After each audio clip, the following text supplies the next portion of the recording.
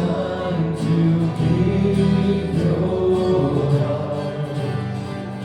Come, just as you are to worship. Come, just as you are before your God. Come. One day every tongue will confess you are God. One day every knee will bow. Still the greatest treasure remains for those who gladly choose you now.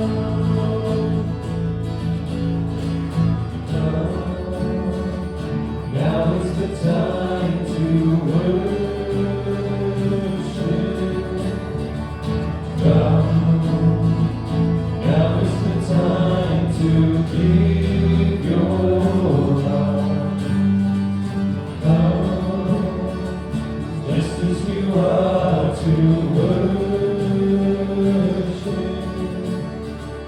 Come, just as you are before your God. Come, willingly we choose to surrender our lives. Willingly our knees will bow. With all our heart, soul, mind, and strength, we gladly choose you now.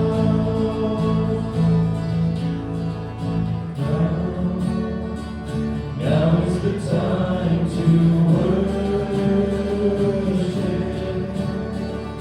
Come, now is the time to give your heart.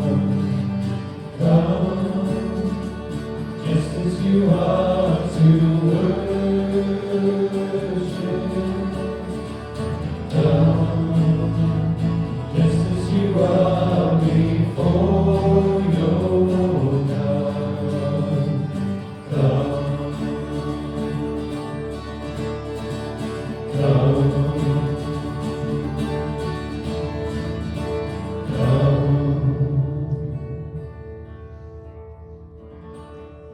May the peace of the Lord be with you. Let's take a moment and share the peace of the Lord.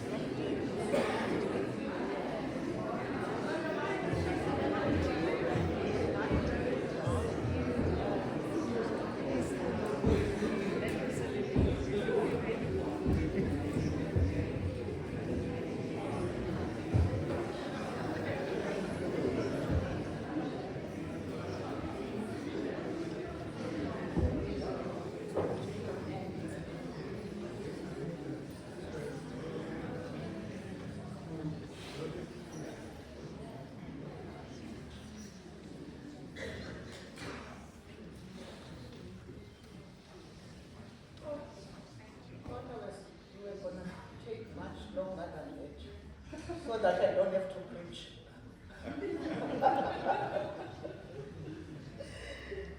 Okay. I'll be reading the words in black, and I invite you to respond in words that are printed in red. Our God is a righteous judge who presides over all the earth. He defends the weak and the fatherless. He upholds the cause of the poor and the oppressed. He rescues the weak and the needy and delivers them from the hand of the wicked. Shall we now stand as we sing our opening song, Mighty to Save? Chosen.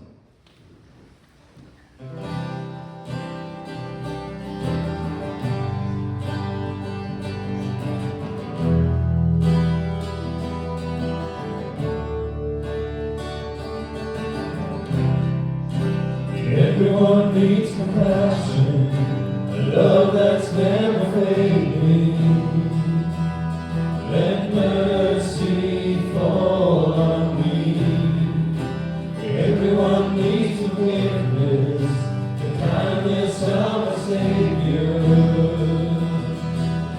hope of nations.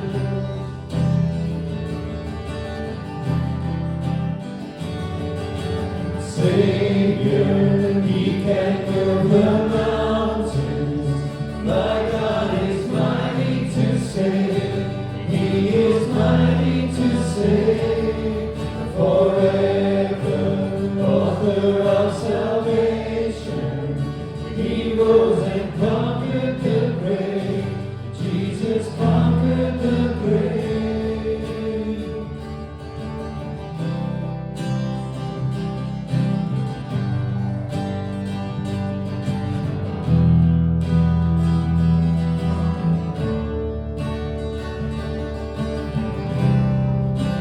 Take me as you find me, all my fears and failures. Fill my life again. I give my life to follow everything I believe in. Now I surrender.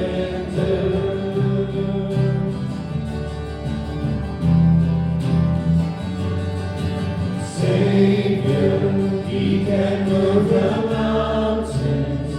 My God is mighty to save. He is mighty to save. Forever, author of salvation. He rose and conquered the grave. Jesus conquered the grave. Shine your light and let the whole world see. We're singing for the glory of the risen King. Jesus, shine your light and let the whole world see. We're singing for the glory of the risen King. Savior, He can move the mountains. My God is mighty to save. He is mighty to save. Forever, author of salvation. He rose and conquered the grave. Jesus conquered the grave.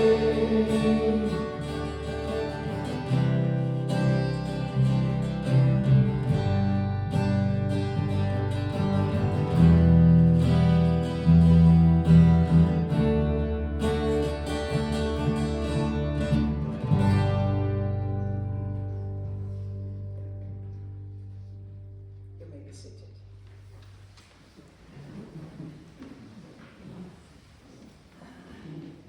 Let us pray.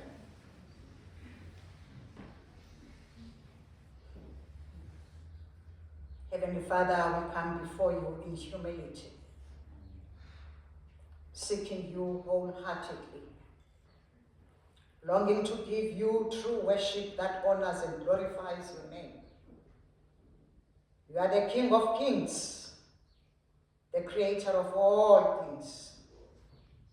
And we offer this prayer of praise, acknowledging your power and majesty that stretches beyond our understanding. In every corner of our daily lives, we see your hand at work. From the smallest details to the grandest events. We thank you for the good things you have poured into our lives. Thank you, Lord, for the unconditional love you give without hesitation, even when we do not deserve it. As we come together to worship you, let our praise be a true reflection of our hearts, honoring your greatness. With hearts full of gratitude, Lord, we thank you for the beauty that surrounds us, from the mountains to the seas, all crafted by your hands. You have created each of us with purpose, fearfully and wonderfully made in your image. Oh God, we acknowledge your greatness and power, for you spoke the world into existence, and it is sustained by your word. And so we stand in your presence, being humbled by the love you have shown us.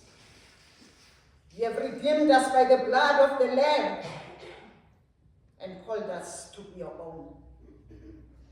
We give you all honor, all glory and praise, for you are our God.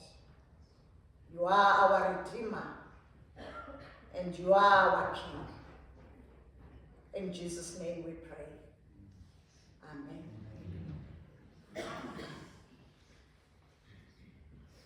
Shall we do the prayer of confession? O God of all iniquities, how generous are your provisions for us. Even before we are aware of our needs, you know what it is that we need. You invite us into a community and provide for us out of the steadfast love, nourishment for our bodies, protection from the elements and safety. You ask in return that we respond to your love by working for justice, nourishment, and protection for all. We expect that we will seek righteousness as a way of life. But so often, O God, we fall to live in a caring, just, and righteous way. When your love and justice do not flow through our lives, our community leaders, and so do we. Forgive us, O God. In your loving care, show us again the way to participate in your will.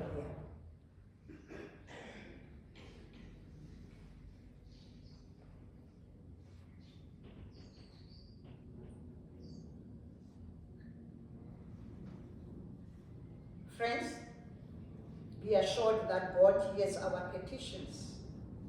God continues to expect of us a life in which justice prevails.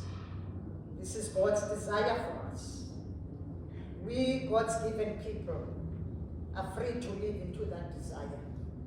God loves us still. Amen.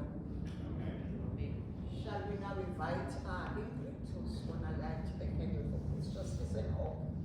And immediately thereafter, Robbie will take us through the welcome notices. Thank you.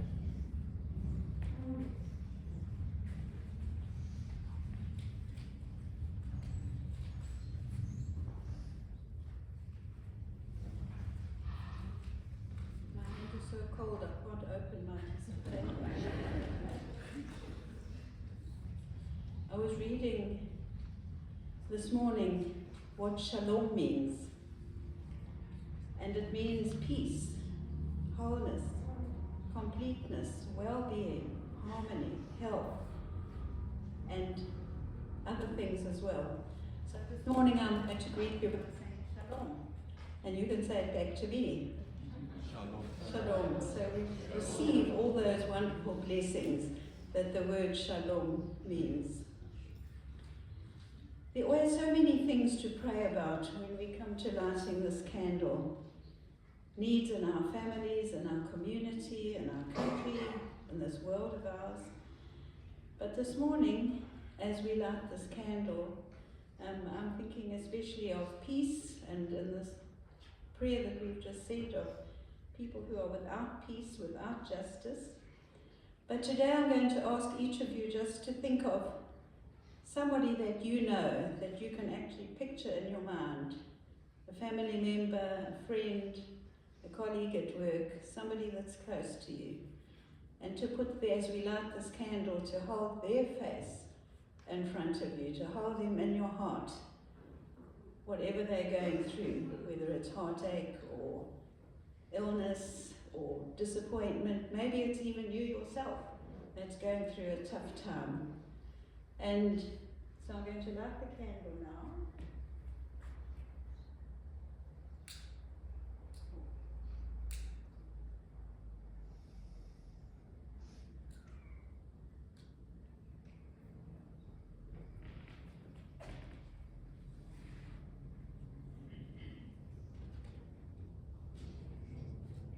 So will you hold that person in your heart?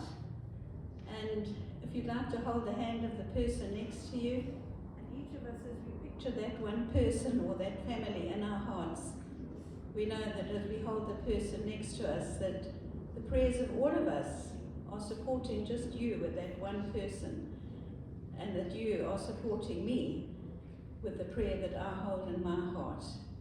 So let's hold that person's face before you as we say this prayer. This prayer actually is attributed to St. Augustine, and I read it a while ago, and I thought that is going to be the prayer that I would like to pray this morning, and then the little devotion that I listened to, it actually popped up again this morning, so which was quite meaningful for me. So hold that person in your heart, picture them in front of you, and let's say this prayer. Well, I will say the prayer, but you listen to it with me.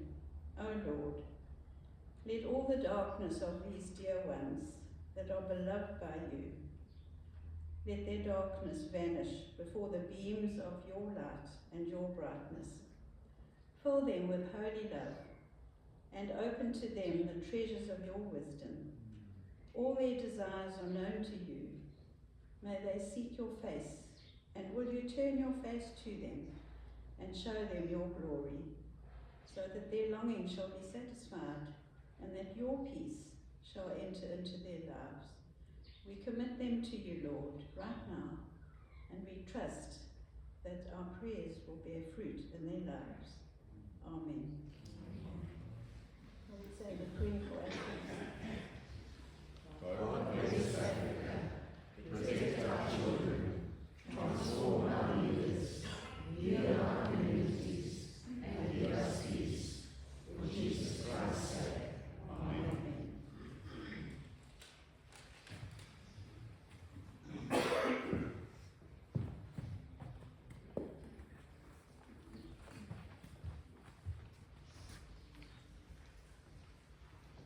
Good morning, everybody. And a warm welcome. Can I see, do we have any visitors today? Well, I know we have visitors. Just raise your hands. Renee would like to bring you some. There you go. Thanks, Renee. A very warm welcome to you. And then to the notices. So we are still requiring soup for Mez. So if anybody can please help out with that. We delivered it. If you can deliver the soup by Thursday, we would really appreciate it. And it can be frozen. I have checked that before, and I'm just saying that again. And then the Harvest Festival Sunday service on the 24th.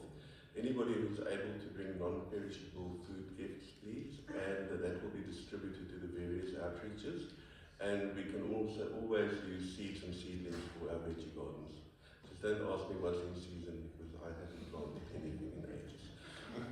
And then we have the workshop Coping with Anxiety that's happening on the 26th of July. If anybody's interested, you can just please write down your name. I don't know, is there a registration form somewhere? There's an email on the notice to email, but any questions you can ask me if you're unsure. Cool. And then a happy birthday to everybody who's having their birthday the next few days. We wish you all a wonderful birthday, and may God continue to bless you. And if anybody has any prayer requests, if you'd like to join DMC, please put your name down in the help desk. There's a book right at the help desk where you can just write down your name and the details. Thank you very much. And before I forget, Colin Belinda has made coffee for us this morning, so please do join us for some coffee and tea after the service. Thank you. Thanks, Robbie, and thanks to Ingrid as well. Shall we now, in preparation for the offertory, sing great is thy faithfulness. That is it.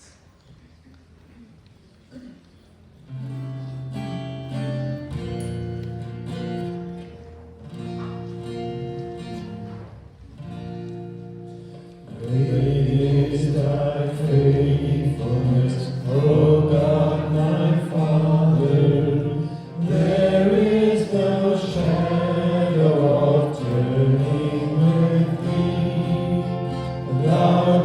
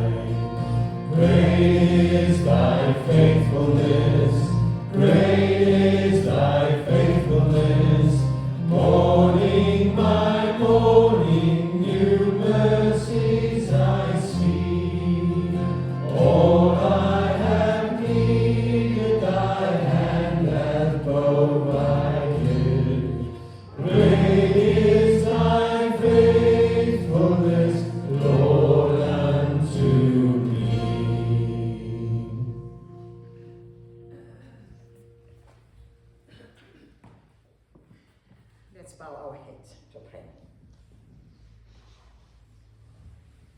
Heavenly Father, as we gather our tithes and offerings before you, we acknowledge that all things belong to you. Everything we have comes from your hand, and we are merely stewards of your blessings. Help us to recognize your leadership over all aspects of our lives. May these gifts be used to further your kingdom as a testament to our gratitude and trust in you. Guide us to be faithful stewards, using all that you have given us for your glory. In the powerful name of our Lord and Savior, Jesus Christ, we pray. Amen. You may be seated.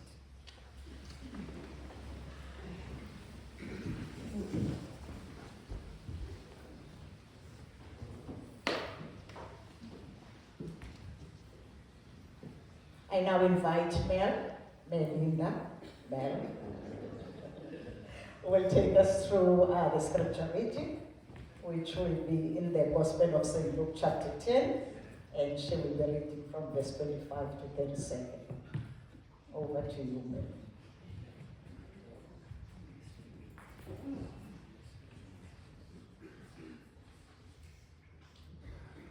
I thought I could do it by myself, climbing up the stairs, but I had a lovely young man helping me this morning, even though the old man's sitting in front. Lucky me. Good morning. Our reading today is from Luke chapter 10, verse 25 to 37. On one occasion, an expert in the law stood up to test Jesus. "Teacher," he asked, "what must I do to inherit eternal life?" "What is written in the law?" he replied. "How do you read it?" He answered, "Love the Lord your God with all your heart and with all your soul and with all your strength and with all your mind, and love your neighbor as yourself." "You have answered correctly," Jesus replied. "Do this and you will live." But he wanted to justify himself. So he asked Jesus, "And who is my neighbor?" In reply, Jesus said, "A man was going down from Jerusalem to Jericho when he fell into the hands of robbers. They stripped him of his clothes, beat him, and went away, leaving him half dead. A priest happened to be going down the same road, and when he saw the man, he passed by on the other side. So too, a Levite, when he came to the place and saw him, passed by on the other side. But a Samaritan, as he travelled, came where the man was, and when he saw him, he took pity on him. He went to him and bandaged his wounds, pouring on oil and wine. Then he put the man on his own donkey, brought him to an inn, and took care of him. The next day he took out 2 silver coins and gave them to the innkeeper. "Look after him," he said, "and when I return, I will reimburse you for any extra expense you may have." Which of these 3 do you think was a neighbor to the man who fell into the hands of robbery? The expert in the law replied, "The one who had mercy on him." Jesus told him, "Go and do likewise." Hear the word of the Lord. Thanks be to God. Amen.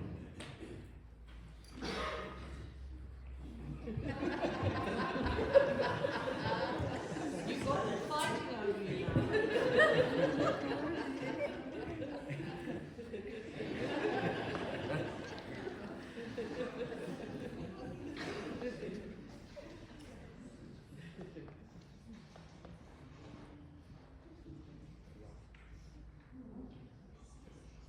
Let us pray.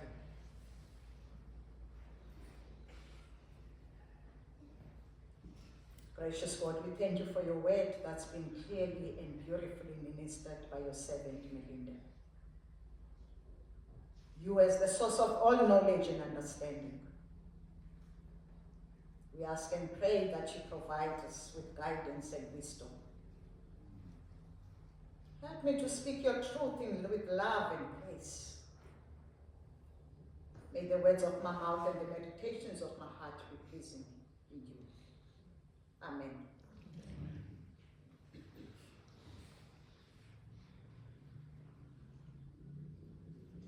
So we continue with our overarching theme,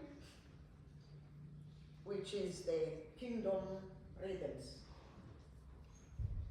And this morning's, it's about the rhythm of compassion.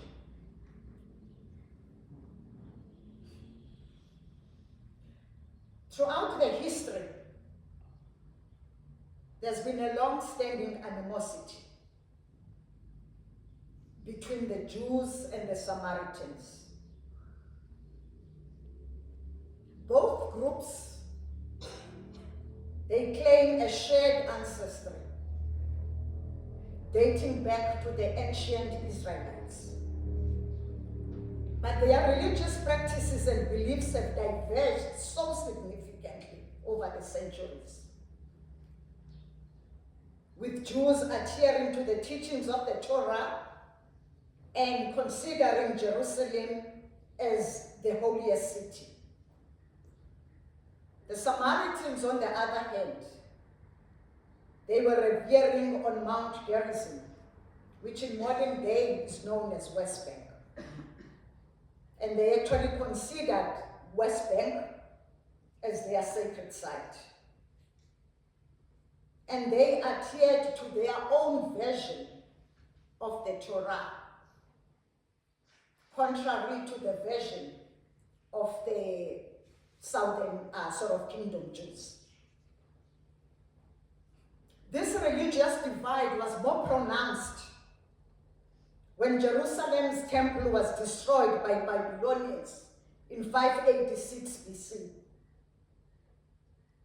While Jews focused on rebuilding the temple in Jerusalem, Samaritans chose to erect their own temple on Mount Gerizim. Consequently, this territorial dispute fueled intense rivalry and hostility between the two. What also exacerbated the feud was the fact that the Greek culture, customs, and beliefs were more embraced by the Samaritans during the Hellenistic period, while the Jews were very resistant to such influences. The deep-seated hatred between the two is a complex issue with a long and complicated history, and it stems from differences in religious beliefs, in territorial disputes, in conflicting interpretations of the shared historical events, and so it has perpetuated prejudice and hostility for generations and generations.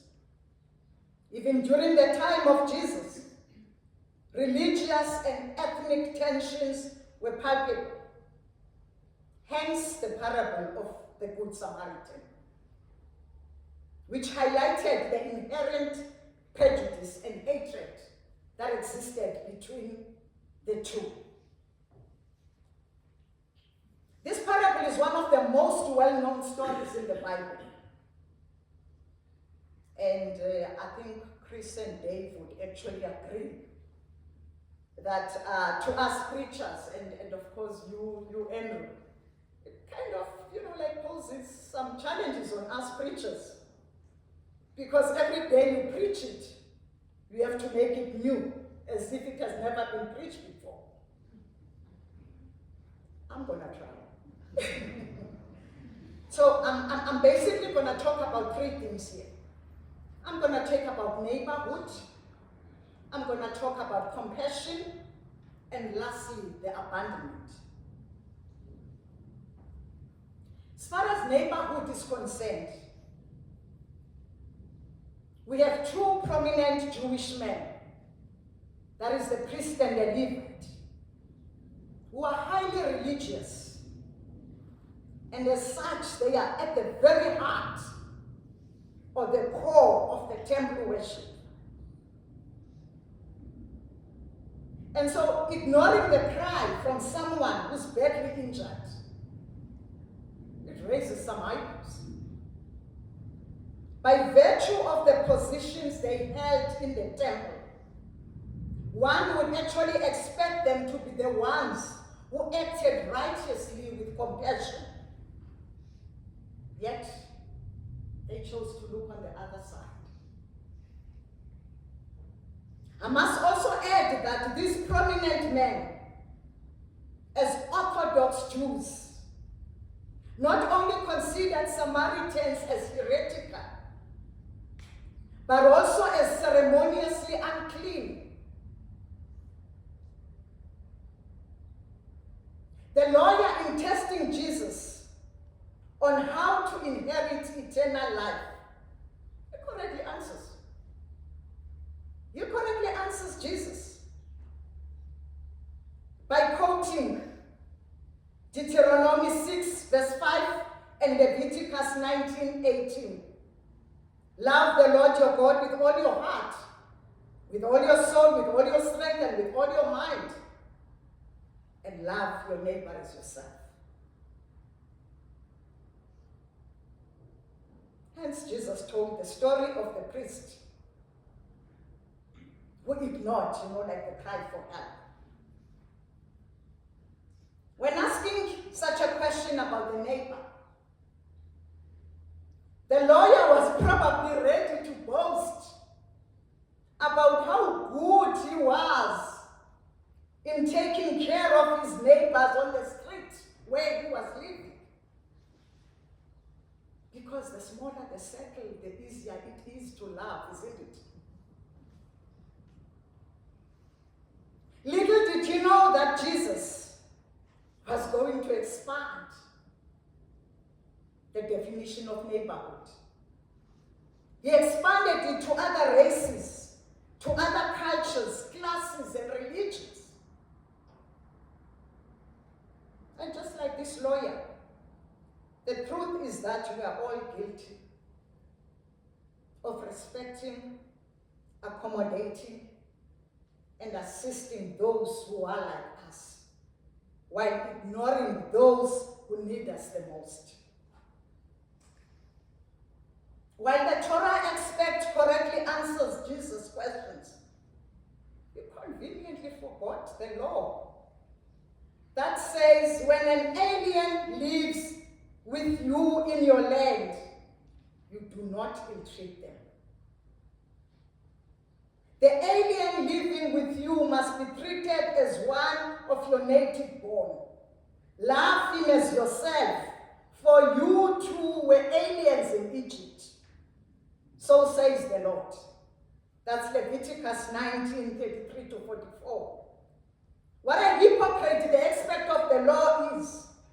Because this theme of aliens and strangers to be loved and well treated is a theme that is also repeated even in Deuteronomy 10:18-19. That is why the author of the Hebrews in the concluding exhortation says, keep loving each other as brothers. Do not forget to entertain strangers, because by so doing, you may have entertained angels without even knowing it. We are therefore as neighbors of each other, irrespective of the culture, the class, the race, and the religion, or the geographical area in which we dwell. Neighborhood knows no boundaries as far as the ministry of Jesus is concerned.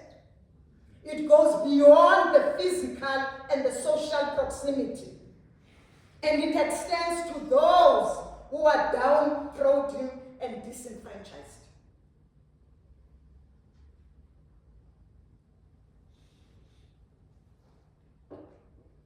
Coming to compassion, there are three observations that I have noted about today's our text. Firstly, the story of a Good Samaritan is interestingly only available in the Gospel of St. Luke.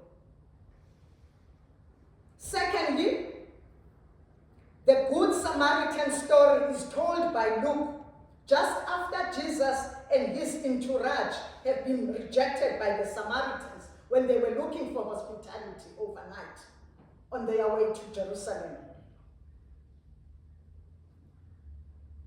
Thirdly, it is only Luke's Gospel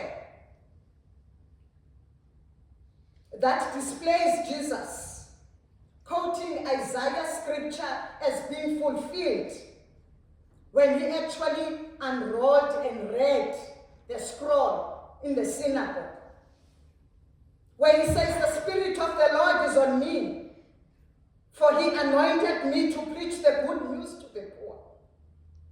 He has sent me to proclaim freedom for the prisoners and recovery of sight for the blind, to release the oppressed and to proclaim the year of the Lord's favor."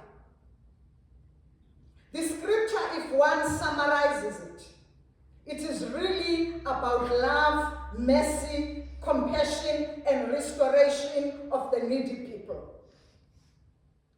Throughout his gospel, Luke's theme is about compassion and mercy.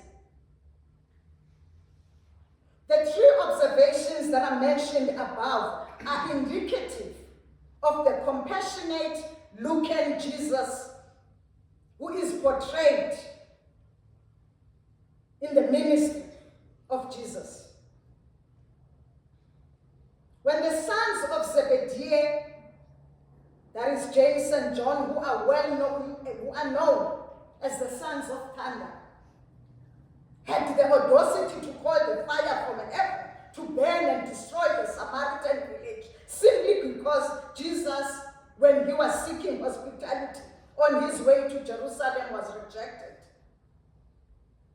Jesus actually rebuked them for such a request, because his ministry is about showing mercy and compassion and not destruction. Jesus came on this earth to restore and not to destroy us. And this is very much in line with Isaiah's scripture, which I've just quoted. In the story, it is interesting to note that Jesus, when telling this story of the two men who avoided the injured, he deliberately did not mention the names of the priest and the Levite, but he chose their occupation precisely to illustrate the position of power that they actually occupied in the temple and the obligation and the responsibility that such positions came with. Again, Jesus, when mentioning the name of the helper to the man on the ditch, he chose not to use the name again. But he used the ethnicity to indicate the animosity which actually existed between the Orthodox or religious leaders and the Samaritans, to precisely indicate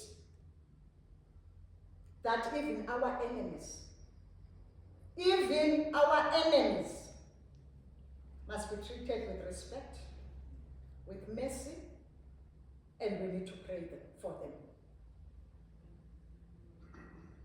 Interestingly, when Jesus asks the lawyer, "Which of these three people do you think was a neighbor to the man who fell into the hands of the robbers?" The lawyer, he did not say it was a Samaritan. And I guess it was not a mistake. He probably did that because of the animosity that existed between these Orthodox Jews and the Samaritans. And so because of the hatred, he could not even respond by saying it was a Samaritan who actually showed mercy on this man. One must remember that the Samaritans, according to the Jews, they were vile. They were low life. They were Gentiles, uncircumcised. They were impure and unclean.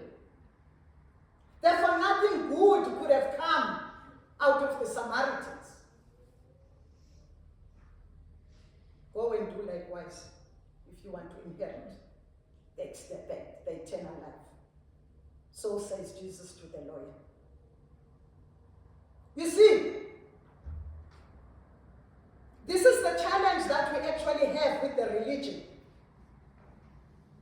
That there's a difference between the religion and spirituality. Spirituality is more internal. It's about sorting what's going on inside our hearts. It's about working on ourselves so that we can be better versions of what we've been yesterday.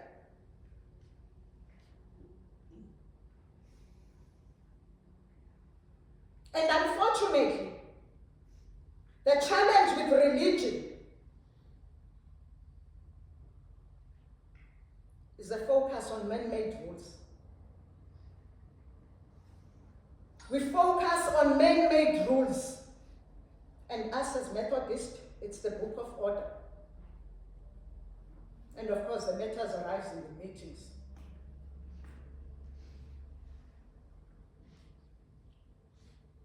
Jesus in this story is illustrating that a person can be outwardly religious, but inwardly cold, cruel, and empty. And this should be a warning to all of us, including myself. It is possible to make a church just a process of going through the motions without giving our hearts to Jesus. Instead of thinking about who we go to worship, we make it about where we go to worship. And it is all about us and our glory, instead of God's glory. The Samaritan image is a prerogative and a divine act of a looking Jesus and God. Compassion is not about feeling sorry for someone. Compassion is not about shedding some tears, but it's about kneeling down, rolling off the sleeves, doing tangible actions, getting dirty, just like the Samaritan man did. Lastly, the abandonment. We are now turning to the injured man who was left for the dead by robbers and thieves. And one wonders, what role is this man playing in the story?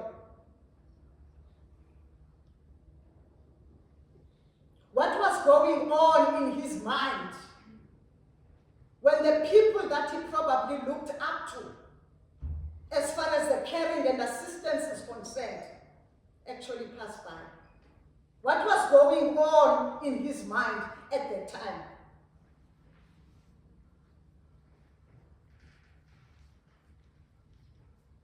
I want to believe that each and every one of us has been in such a situation. It may not necessarily be literal as this one,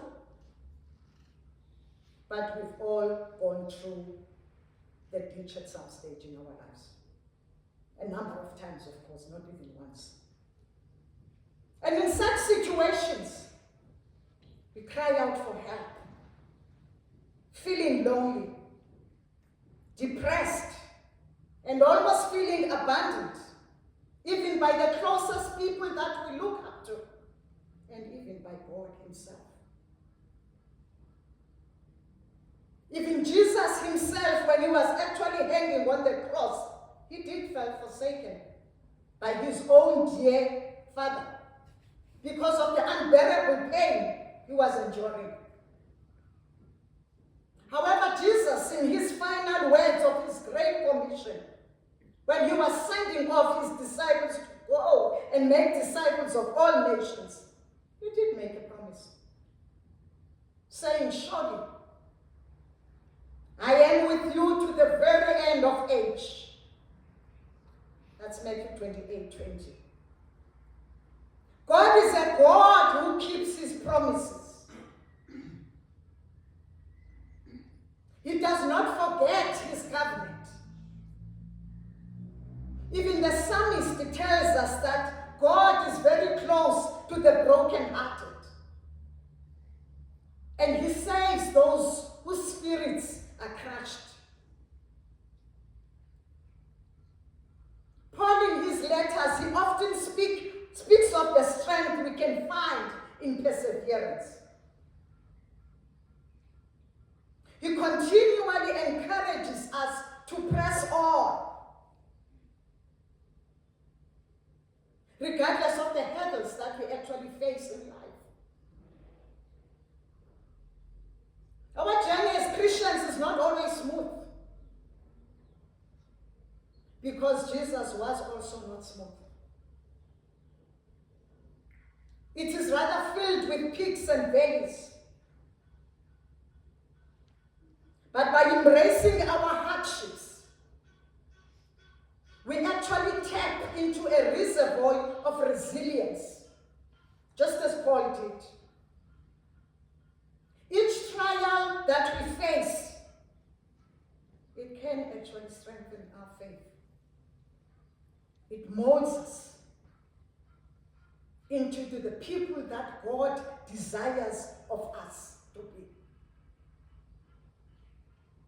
Through perseverance, we can both encourage ourselves and inspire others who may be struggling. Although this man in the ditch may have felt abandoned and been ignored by the very people who had the obligation to help, God, however, in the form or an image of a Samaritan, a so-called useless person, he brought relief.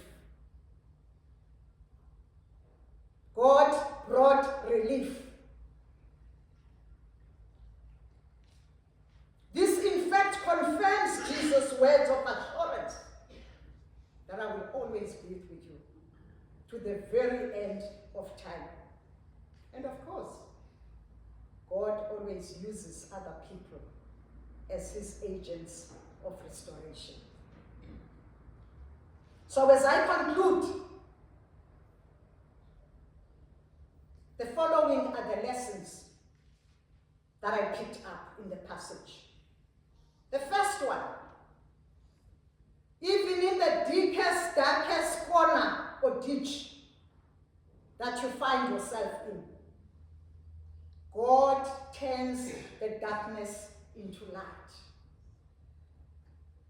All we need to do is to be patient and allow God to do his work in us. Because God is always working in us. We may not be aware. The second one, parables are meant to be used as a mirror into our own souls, so that we can see ourselves,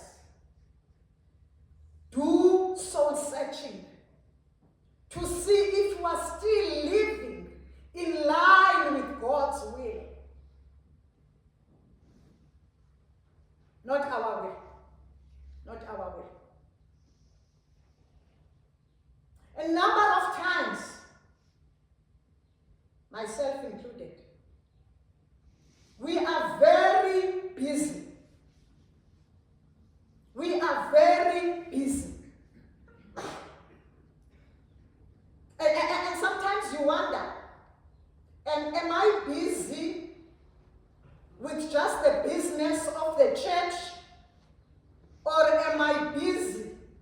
with God's will.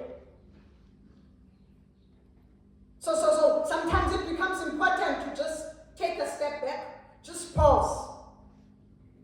Do the soul searching to check how aligned are you with God's will. Thirdly, your enemy today could actually be your savior tomorrow.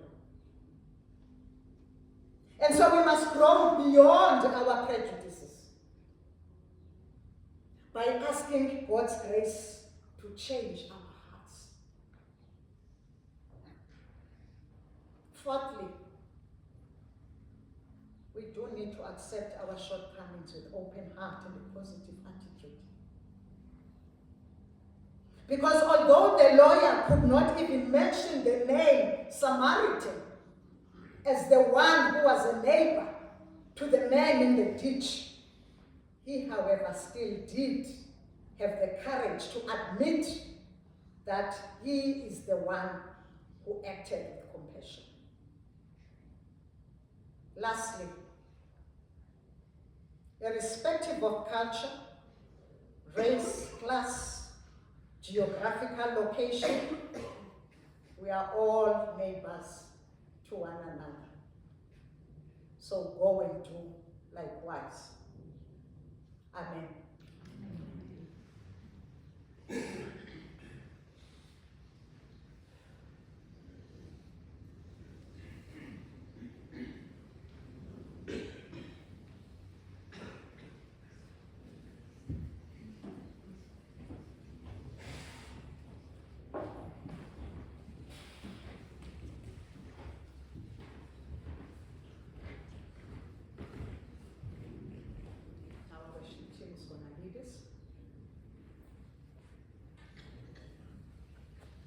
The song Take My Life and Let It Be.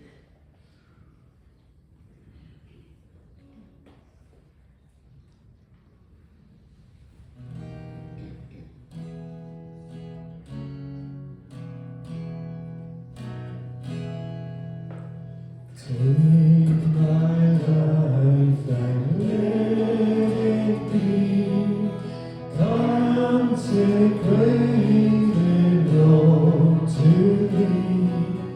Take my moments and my days, let them flow in ceaseless praise. Take my hands and let them move at the impulse of Thy love. Take my feet and let them be swift and beautiful for Thee. Take my voice and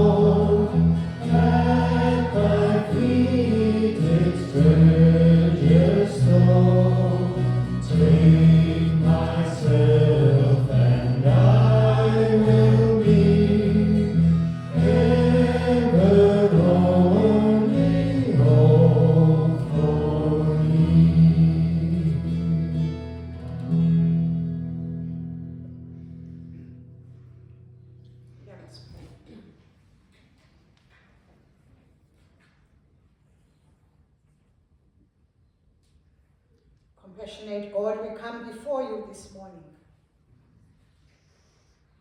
thanking you for your word that is transformative and nourishing our troubled spirits. Help us, Lord, to be good Samaritans, not only to the people that are close to us, but to everyone who needs us the most, irrespective of the gender, the race, the culture, religion, and class. Most of us, if not all, are guilty of committing a sin of omission, where we look on the opposite side when we come across something unfamiliar. For we always make an excuse that is not our problem, but the government's or someone else's problem.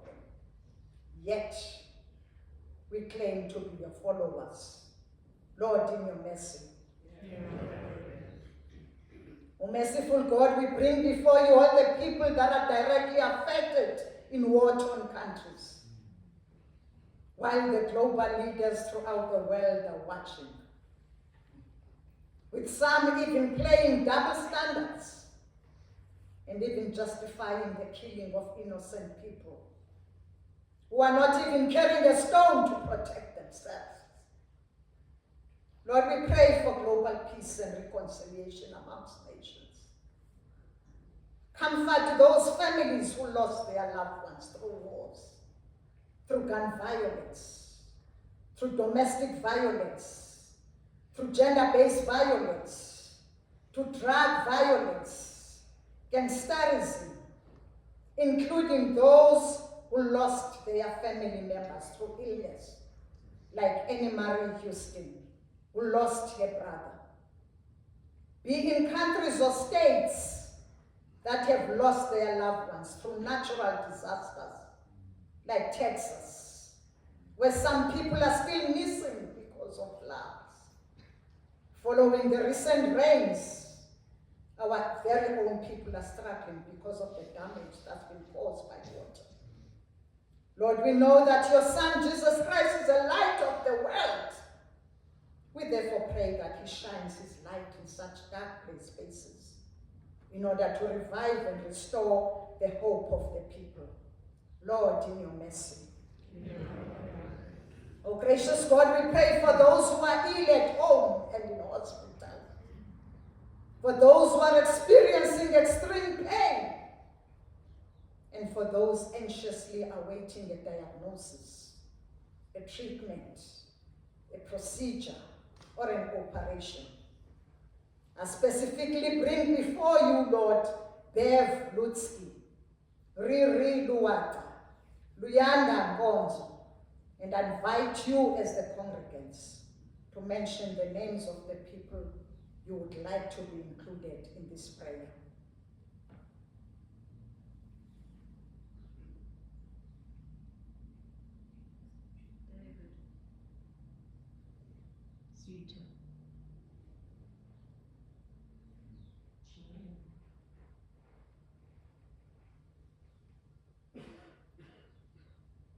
Almighty God, we ask you to draw close to all those mentioned. And we know that with your wounds and stripes we have been healed. And so we thank you, Lord, for your healing presence. And we thank you, Spirit, for providing peace and comfort for them at this critical juncture of their lives. Lord, in your mercy. Amen. Heavenly Father, in a country that is plagued with political violence and killings as a result of corruption, we ask and pray that you protect the whistleblowers who expose the cruel practices of maladministration in our government departments. We thank you, Lord, for those who risk not only their lives, but their families, like General Nkonzo. And so, Lord, we ask and pray that you cover them with the precious blood of the Lamb in order to protect them and their families. Save our country. Save our country that has become a den of the elite gangsters and syndicates from other nationalities. The crime rate in our country is unprecedented. And so, Lord, we pray for leadership that fears you throughout the world. We pray for leaders who have the conscience and compassion for the poor, the vulnerable, and the marginalized. We pray all this in the wonderful and precious name of our Lord and Savior, Jesus Christ. Amen.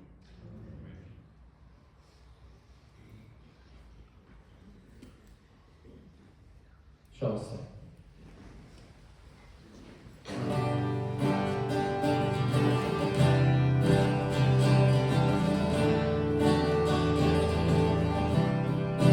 Your love is amazing, steady and unchanging.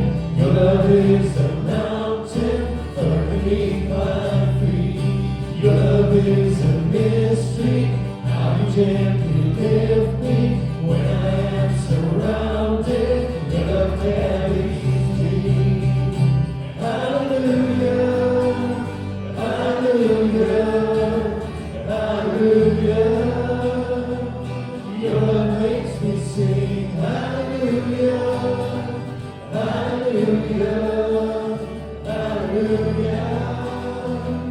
Your love makes me sing. Your love is surprising, I can feel it rising.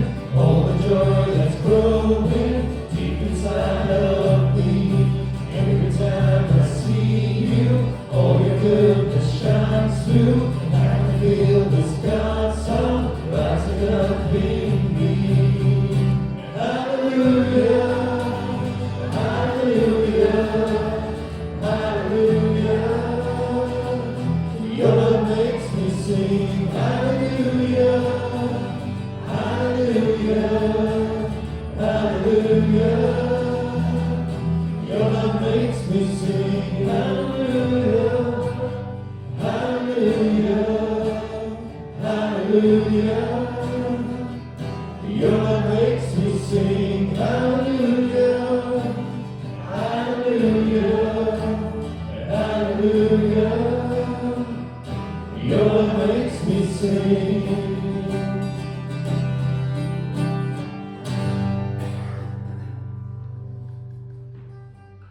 Most holy God, as we leave our temple, we offer ourselves to you as a living sacrifice of Jesus Christ, our Lord.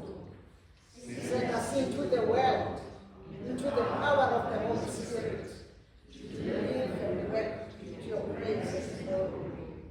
Go in peace to love and serve the Lord.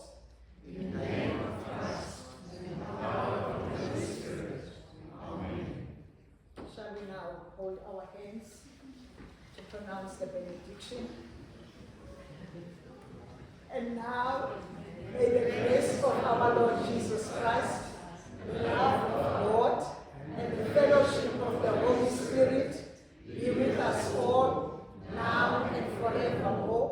Amen. And thank you so much for braving the chill. It's winter, guys. Okay, let's do this. Okay. And thank you for everyone who participated, starting, of course, yes, yeah, coffee, we are not going to forget. Yeah. Yes, thank you to the corner right at the back there. Yeah, TP and the people who actually, welcomed us as we were coming in. That's Keith and Remy. Thank you so much. Mel, who actually did, our scripture reading. Ingrid, yes, and Robbie, the steward for the day. Thank you so much, guys. And thank you to yourselves. Thank you to yourselves for braving the cold weather. But of course, the coffee is waiting for us, okay? And have a wonderful week, guys, ahead. Thank you so much to the worship team. Thank you, guys. Okay, thanks to myself as well.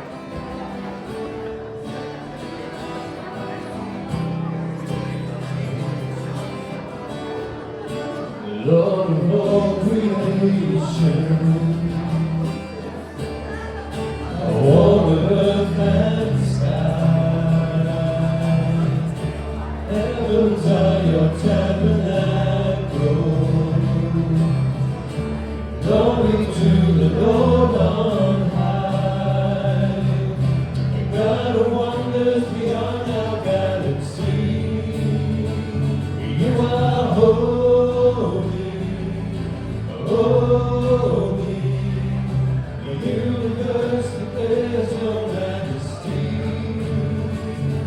You are holy, holy, Lord of heaven and earth, Lord of heaven and earth. Early in the morning, I will celebrate the light. When I stumble in the darkness, I will call your name by night. A God of wonders beyond our galaxy, you are holy, holy. The universe declares your majesty. You are holy, holy. Hallelujah to the Lord of heaven and earth. Hallelujah to the Lord of heaven and earth. Hallelujah to the Lord of heaven and earth. Hallelujah to the Lord of heaven and earth. Just one chorus. God of wonders beyond our galaxy, you are holy.